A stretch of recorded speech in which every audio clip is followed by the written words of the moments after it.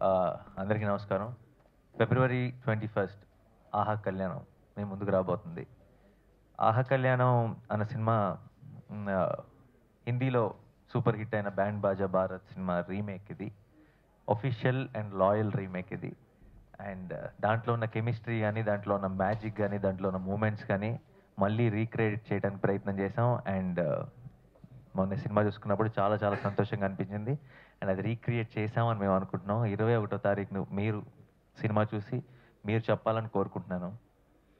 ఈ సినిమాని నేను చాలా ఫాస్టెస్ట్ టైంలో ఫినిష్ చేశానండి. ఎందుకంటే ఆహ్, 'పైసా' సినిమా షూటింగ్ సగం అయిపోయిన తర్వాత 'జెండా పైకి ప్రాజెక్ట్' మొదలెట్టి 'జెండా పైకి ప్రాజెక్ట్'లో డబుల్ రోల్ చేస్తున్నప్పుడు ఒక రోల్ ఫినిష్ అయిన తర్వాత రెండో రోల్‌కి జుట్టు తీసేయాల్సొచ్చినప్పుడు ఈ మధ్యలో ఒక 4 నెలలు గ్యాప్ ఇద్దాం అనుకున్నాం. ఎందుకంటే ఆ సీజీ వర్క్‌కి ఇంకోటి. ఈ 4 మంత్స్ డేట్స్ ఇచ్చి ఈ 4 మంత్స్‌లో ఫినిష్ చేయాలి అని అనుకోవడం వల్ల 'ఆహా కళ్యాణంకి' ఎక్కువ అంటే 2 లాంగ్వేజ్‌లో కంప్లీట్‌గా బైలింగ్వల్ లాగా తీసే అవకాశం దొరకలేదు. సో, తమిళ్‌తో సినిమా స్టార్ట్ చేసి తమిళ్‌తోని ఫినిష్ చేయాల్సొచ్చింది. తర్వాత అప్పటికి కూడా డే అండ్ నైట్‌లు షూట్ చేసి అక్కడక్కడ సాంగ్స్ మళ్ళీ తెలుగులో షూట్ చేసాం కొన్ని సాంగ్స్. ఎక్సెప్ట్ క్లైమాక్స్‌లో పంచ్ డైలాగ్స్ సాంగ్ అని ఒకటుంది. పంచ్ డైలాగ్స్ సాంగ్ అంటే పాట మొత్తం మన మన మన సూపర్ స్టార్‌లు, మన హీరోలు సినిమాల్లో చెప్పిన పంచ్ డైలాగులు మాత్రం వాటితో ఒక పాటనమాట. అలాంటి ఒక పాటుంది. ఆ పాటని మళ్ళీ తెలుగులో షూట్ చేయలేకపోయాం. అంటే డబ్ కిందకొస్తుంది. అండ్ మిగతా పాటలన్నీ తెలుగులో గూడా షూట్ చేసాం. అలాగే క్లైమాక్స్ తెలుగులో షూట్ చేసాం. కొన్ని ఎపిసోడ్స్ ఇంపార్టెంట్ ఎపిసోడ్స్ తెలుగులో షూట్ చేసాం. అది కూడా డే అండ్ నైట్ వర్క్ చేయటం వల్ల. కానీ పూర్తిగా షూట్ చేయలేకపోయాం. సో, మిగతా పార్ట్స్ అంతా కూడా డబ్ చేయడం జరిగింది. బట్ ఎక్కడ కూడా ఆ ఫీలింగ్ ఉండదు. ఒక మంచి ఒక ఒక బ్రహ్మాండమైన ఫస్ట్ ఫ్రేమ్ నుంచి చివరి ఫ్రేమ్ దాకా చాలా హాయిగా, సరదాగా నవ్వుకుంటూ ఒక స్మైల్‌తో బాగా ఎంజాయ్ చేసే తెలుగు సినిమా అవుతుంది. అండ్ ఆ నమ్మకం నాకుంది. ఈ సినిమా నాకు చాలా చాలా స్పెషల్. ఎందుకంటే ఈ సినిమాతో ఒక చాలా మంచి టీమ్‌ని కలిసాను. ఒక మంచి ఒక వర్కింగ్ అట్మాస్ఫియర్ చూసాను. అండ్ ఫస్ట్ నుంచి చివరి దాకా ఆహ్, అందరం చాలా క్లోజ్ అయిపోయాం. బాగా ఎంజాయ్ చేసాం. అండ్ ఈరోజు సినిమా చూస్తుంటే అదే ఎనర్జీ స్క్రీన్ మీద రిఫ్లెక్ట్ అవుతుంది. అన్‌డౌటెడ్‌లీ విజువల్లీ, మ్యూజిక్ వైస్‌గా ఈ cinema one of the best in my career. ఎంత కలర్‌ఫుల్‌గా ఉంటుందంటే సినిమా ఫస్ట్ నుంచి చివరి వరకు మీకొక నిజంగా ఒక పెళ్ళికెళ్ళిన ఫీలింగ్ వస్తుంది. పెళ్ళిళ్ళు గూడా మనం ఎళ్ళినప్పుడు దగ్గర నుంచి చూస్తే ఇంత కలర్‌ఫుల్‌గా ఉండవేమో. అండ్ డెఫినెట్‌గా పెళ్లి కానోళ్ళందరూ పెళ్లి చేసుకుందామని టెంప్ట్ అవుతారు సినిమా చూసినాక. అండ్ అయినోళ్ళందరూ ఏమో ఈ ఈ పెళ్ళిళ్ళు ఎక్కువ డోసేజ్ అయిపోవచ్చు వాళ్ళకి. బట్ ఓవరాల్‌గా very positive and very happy film. ఇప్పుడు పరిస్థితులు ఎలా ఉన్నాయో బయట మీరు చూస్తూనే ఉన్నారు. బోలెడంత టెన్షన్‌లు, బోలెడంత వేడి. ఈ వేడిలో చల్లగా ఒక సినిమా చూడాలనుకుంటే 2 గంటల సేపు పూర్తిగా డిస్కనెక్ట్ అయ్యి, మిగతా బయట జరుగుతున్న ఆహ్, హ్మ్, గొడవలకి గాని, ఆటిలకి అన్నిట్లికి రోజు న్యూస్ పేపర్ చూస్తేనే చాలా టెన్షన్ వచ్చేస్తుంది. ముందు బీపీ వచ్చేస్తుంది. సో, దాని నుంచి ముందు చల్లబడి చాలా హాయిగా డిస్కనెక్ట్ అయ్యి 2 hours clean fun, clean family fun cinema చూడాలనుకుంటే 'ఆహా కళ్యాణం' ఈ ఫిబ్రవరి 21 సినిమా చేసాం. 21 తారీఖు వస్తుంది. మా 100% పూర్తిగా శాయశక్తులా ప్రయత్నం చేసాం. And very happy with the output. Product చూసుకున్నాం. చాలా సంతోషంగా ఉంది. అండ్ సినిమా రాబోతుంది. ఇంతే తెలుసు. తర్వాత ఏమన్నా వస్తే ఫేస్ చేద్దాం. చాలా చాలా సంతోషంగా ఉంది. యష్ రాజ్ ఫిల్మ్స్ లాంటి మనందరం నేనే కాదు మనందరం 'దిల్వాలే దుల్హనియా లే జాయేంగే' ఇలాంటి సినిమాలన్నీ 'కహో నా ప్యారే' గాని, 'దిల్ తో పాగలే' గాని ఈ సినిమాలన్నీ మనం ఎన్నో సార్లు చూసాం. ఆహ్, ఇప్పటికి టీవీలో వస్తుంటే చూస్తుంటాం. సో, అలాంటి గొప్ప సినిమాలు తీసిన ఒక ప్రొడక్షన్ హౌస్ మన మన సౌత్‌లోకి వస్తుందంటే, ముందు అది సౌత్‌లోకి లాంచ్ చేయడం కూడా యష్ చోప్రా గారి కలంట. ఆయన ఆయన చనిపోయారు కాబట్టి ఆదిత్య చోప్రా చాలా ప్రెస్టీజియస్‌గా తీసుకొని లాంచ్ చేస్తున్న సినిమా ఇది. ఆ సినిమాలో నేను కూడా ఒక టీమ్ మెంబర్ అవ్వడం నాకు చాలా సంతోషంగా ఉంది. అండ్ ఆహ్, ఫస్ట్ నాకు అప్రోచ్ అయినప్పుడు కూడా అసలు అంటే కొంచెం నమ్మడం కష్టమైంది. ఎందుకంటే అప్పటికే ఈ 'ధూమ్ 3' ఇయన్నీ చాలా ఒక హాలీవుడ్ ఫిల్మ్ కూడా తీస్తున్నారు. అండ్ వాళ్ళు సౌత్‌లో తమిళ్‌లో, తెలుగు, సౌత్ అనుకోని సినిమా చేస్తున్నప్పుడు వాళ్ళకి కనపడిన ఒకే ఒక ఆప్షన్ మనం లేదంటే మనతో చేద్దాం అనుకుంటున్నారన్నది చాలా తెలియని ఒక ఒక ప్రౌడ్ మూమెంట్ అది. సో, వాళ్ళకి యష్ రాజ్ వారికి అందరికీ థాంక్స్ చెప్పాలి స్పెషల్‌గా. ఎందుకంటే అంత ఆర్గనైజ్డ్‌గా ఫస్ట్ నుంచి చివరి వరకు అంత అద్భుతంగా మొత్తం షూటింగ్ ప్రాసెస్‌ని కంప్లీట్ చేసి నాకు ఫస్ట్ టైమ్ ఇంత కంఫర్టబుల్‌గా కూడా షూట్ జరిగింది. So, I have to thank them. Definitely Telugu is one of the biggest industry in India అండి. అంటే వీళ్ళు వాళ్ళందరూ ఏదో తమిళ్ తెలుగు అనుకుంటున్నారేమో కానీ ఈ స్టూడియోస్ వీళ్ళందరూ మన అత్తారింటికి దారి లాంటి సినిమాలు కలెక్షన్లు చూస్తే వాళ్ళకి నాకు తెలిసి మైండ్ బ్లాక్ అయిపోయి ఉంటుంది. సో డెఫినెట్గా it's one of the biggest industry. And మనం వాళ్ళు వాళ్ళు చూడటం, మన పొటెన్షియల్ని చూడటం తర్వాత ఇంకా మనమే మన పొటెన్షియల్ని చూడలేదని నేను అనుకుంటున్నాను. సో మనం నిజంగా ఒక సరైన ఫిల్మ్ తీస్తే ఇంకా మన పొటెన్షియల్ ఏ రేంజ్కి వెళ్తుంది, సరైన ప్రమోషన్ స్ట్రాటజీస్, సరైన రిలీజ్లు అండ్ మీరు అంటున్న సిచ్యువేషన్స్ కనుక స్టేట్లో లేకపోయి ఉంటే every film would have gone 20% or 30% bigger more. And ultimately అంతే కదండి. బేసిక్ ప్రజలందరూ వెన్ ఎవ్రీబడీస్ వన్ హ్యాపీ దాంట్లో ఉన్నప్పుడు, హ్యాపీ మూడ్లో ఉన్నప్పుడు ఆ మూవీ వాచింగ్ మూడ్ కూడా ఎక్కువ ఉంటుంది ఆటోమేటిక్గా. అండ్ దెన్ ఐ థింక్ నేను అంటుంది డెఫినెట్గా మనమే ఇంకా మన పొటెన్షియల్ని చూడలేదు, వాళ్ళ తర్వాత సంగతి. So I think next few ఇయర్స్లో మనం ఇంకా పెద్ద పొటెన్షియల్ చూడబోతున్నాం అని నేను అనుకుంటున్నాను. అండ్ ఫస్ట్ టైం ఈగకి రాజమౌళి గారు పిలిచినప్పుడు కూడా ఏం ఏం చెప్తే ఫస్ట్ నాకు చెప్పినప్పుడు ఎవరు నాకు హింట్ ఇచ్చారు ఆల్రెడీ, ఇలా గెస్ట్ అపియరెన్స్ రోలు అని. ఏం చెప్తారా ఏంటి అదేమన్నా మరి చిన్నదేమన్నా చెప్తారా, ఒకవేళ నాకు నచ్చకపోతే ఎలా చెప్పాలి అని మనసులో ఆలోచించుకుంటూ, నాకు రాజమౌళి గారు అంటే చాలా ఇష్టమే, ఆయనకి ఎలా చెప్పాలి అని ఆలోచించుకుంటూ వెళ్ళాను కారులో వెళ్తున్నప్పుడు కూడా. వెళ్ళి చెప్పిన వెంటనే పిచ్చి పిచ్చిగా నచ్చేసింది, ఇదేంటి నాకు బంపర్ ఆఫర్ ఇది, చక్కగా ఈగ కష్టపడితే నాకు వస్తుంది పేరు అనుకున్నాను. సో అది వేరు. అంటే నాకు ఫస్ట్ నుంచి నాకు it's it's it's never about ఎంత పెద్ద సెటప్ ఏంటి అన్నది ఏ రోజు లేదు. మీరు నేను చెప్పకూడదు కానీ నేను నేను వదులుకున్న కొన్ని ఆఫర్లు మీకు ఇప్పుడు బయటికి చెప్తే వీడికి పిచ్చా అనుకుంటారు. So on on a very base level నేను నాకు అటాచ్ అయిన కొన్ని పేర్లు కానీ కొన్ని చెప్తే వీటికి అది మెంటల్ అని మీరు ఫిక్స్ అయిపోతారు బేసిక్గా, డెఫినెట్గా.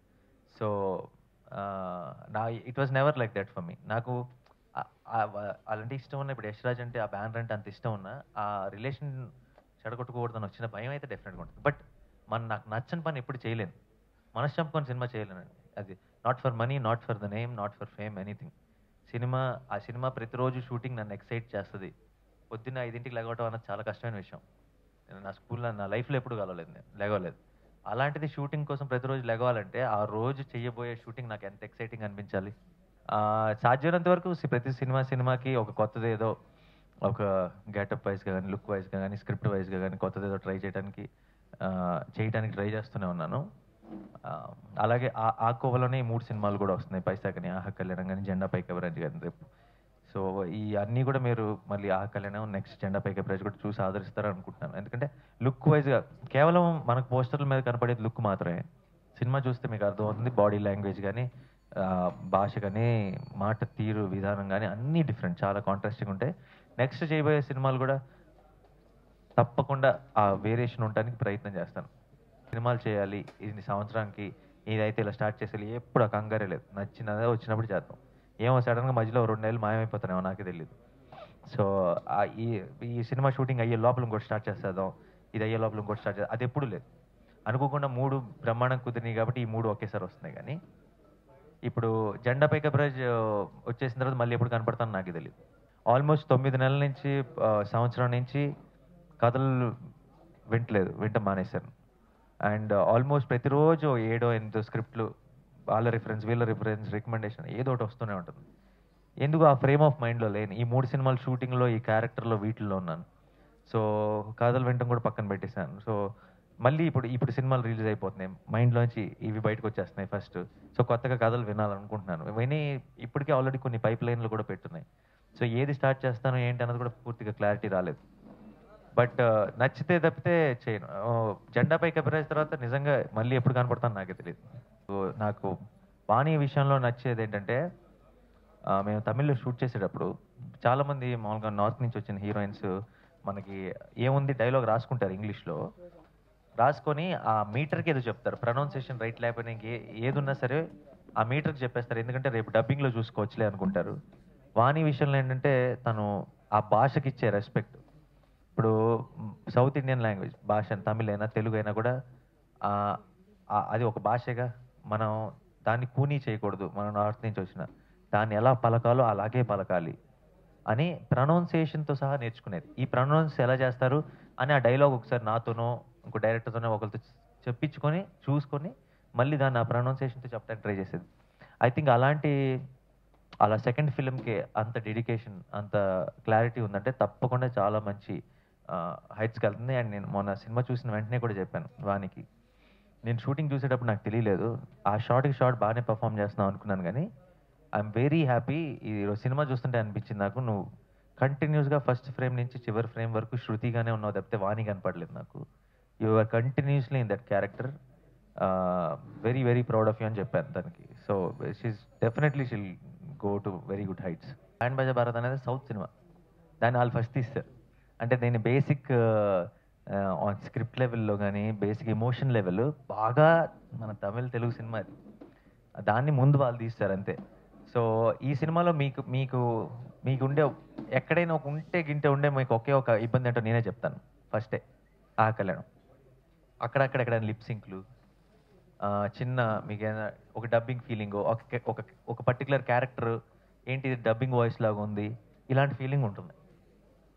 బట్ అదేం కనపడదు సినిమా చూసేటప్పుడు. సినిమా ఎంత బావుంటుందంటే, ఎంత హాయిగా ఉంటదంటే, మిమ్మల్ని ఎంతగా క్యారెక్టర్స్‌ని లవ్ చేసేటట్టు చేస్తదంటే, ఏం కనపడదు. ఆనీలో నేను అసిస్టెంట్ డైరెక్టర్‌గా పనిచేశాను. సో, ఎప్పుడు అసిస్టెంట్ డైరెక్టర్‌గా పనేంటి? డైరెక్టర్‌కి హెల్ప్ చేద్దాం, డైరెక్టర్‌కి ఉపయోగపడదాం, డైరెక్టర్ చెప్పేదేంటి, డైరెక్టర్ చెప్తాంగా అర్థం చేసుకోవడం. ఈరోజు యాక్టర్‌గా కూడా అదే చేస్తున్నాను అంతే తేడా. డైరెక్టర్‌కి ఉపయోగపడదాం, డైరెక్టర్‌కి ఏమైనా అప్పుడప్పుడు లొకేషన్‌లో ఉండి పనులు చేస్తుంటాను అసిస్టెంట్ డైరెక్టర్‌లతో పాటు. వెనకాల జూనియర్ ఆర్టిస్ట్‌లని పంపించడం, లేదంటే అన్ని చిన్న చితక పనులు. ఎప్పుడు కట్ అనగానే ఎళ్లి క్యారవాన్ ఎక్కేయను. మానిటర్ పక్కనే కూర్చొని డైరెక్టర్ గారికి ఏదో హెల్ప్ చేయడం. ఆయన ఏదైనా ఆ పక్కన టేబుల్ అటుంది, ఆ టేబుల్ ఫ్రేమ్‌లో వద్దు కొంచెం లోపలికి జరపండి అన్నాడనుకోండి. ఎళ్లి నేను జరిపేస్తా ఫస్ట్ ఎవరికైనా వినపడినా వినపడకపోయినా సరే. సో, అందుకే నేను నా డైరెక్టర్‌కి కూడా చెప్తుంటా. నన్ను by one get one free అన్నట్టు నన్ను పెట్టుకుంటే ఒక అసిస్టెంట్ డైరెక్టర్ ఫ్రీ. చాలా సంతోషంగా ఉంది. డెఫినెట్‌లీ ఇప్పుడు ఎక్కడో మా నా నా ఫిల్మ్స్ అన్నిటికి ఏదో కొన్ని ట్విస్ట్‌లు, టర్న్‌లు ఏవో జరుగుతుంటాయి ప్రస్తుతం. మీరు 'పైసా' దాకా చూసారు. అన్నీ ఏదో కొంచెం తెలియని అన్‌ఎక్స్‌పెక్టెడ్ ఏదో జరుగుతుంటది. ఏంటో అలా రాసిపెట్టుంది మనకి. బట్ సినిమా రిలీజ్ అయిన తర్వాత సినిమాకి ప్రమోట్ చేసుకుంటూ వెళ్ళిపోతది. ఇప్పటిదాకా. ఇన్‌ఫాక్ట్ నేను చేసిన 10 ఫిల్మ్స్ అందులో 8 films can be termed as success. Ah, దీన్ని నేనే ఫస్ట్ టైమ్ ఎక్స్‌పీరియన్స్ చేస్తున్నా. నేను ఎయిర్‌పోర్ట్ నుంచి తిరిగి వస్తుంటే అన్ని చోట్ల రైట్ సైడ్, లెఫ్ట్ సైడ్ ఆ కళ్యాణం చూస్తుంటే ఇదేనా మన సినిమానే అన్నాడు. ఎందుకంటే అంత నిజంగా మీరన్నట్టు అంత ప్రమోషన్ చేసింది లేదు. బట్ ఐ థింక్ మళ్ళీ యష్ రాజ్ సంస్థకి ఆ క్రెడిట్ అంతా ఇయ్యాలి. ఎందుకంటే వాళ్ళు ఆహ్, ఇంక దేని మీద ఎలాంటి విషయాల మీద ఆధారపడకుండా సినిమాని తీసామంటే వాళ్ళ డెడికేషన్ గాని, నమ్మకం గాని, ఇంకా దాన్ని ప్రేక్షకుల దగ్గరికి తీసుకెళ్ళడానికి వాళ్ళు పుట్టే ఎఫర్ట్స్ గాని అలా వాళ్ళు పెట్టే ఎఫర్ట్స్ గాని అలా ఉంటాయి. సో, ఆ క్రెడిట్ మొత్తం వాళ్ళదే అని చెప్పాలి. అదే. చేసిన సినిమా నేను మళ్ళీ చేయలేను. అంటే మొన్నే చేసిన సినిమా ఇమ్మీడియేట్‌గా చేయమని నేను చేయలేను. నా వల్ల కాదు. ఇంపాసిబుల్. సో, నాకు కంటిన్యూయస్‌గా వర్క్ చేస్తుండాలంటే బద్ధకం అనండి ఏమన్నానండి. కొత్త కథ ఏదో కావాలి. కొత్త సెటప్ ఏదో కావాలి. నాకు థ్రిల్లింగ్ అనిపించాలి సినిమా చేయడానికి. సో, సాధ్యమైనంత వరకు ఫ్యూచర్‌లో గూడా ఇలా 'జెండా పై గబ్బరాజు' లాగాన, లేదంటే 'ఆకరణ' లాగో ఇలాంటి సినిమా డిఫరెంట్ డిఫరెంట్ ఫిల్మ్స్ చేసుకుంటూ వెళ్ళిపోతుంటాను.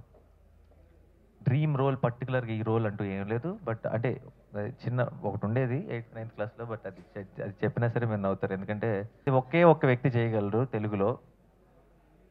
రాజమౌళి గారు. అది ఆల్రెడీ చేసేస్తున్నారు. 'గ్లాడియేటర్' లాంటి సినిమా చేయాలని ఉండేది.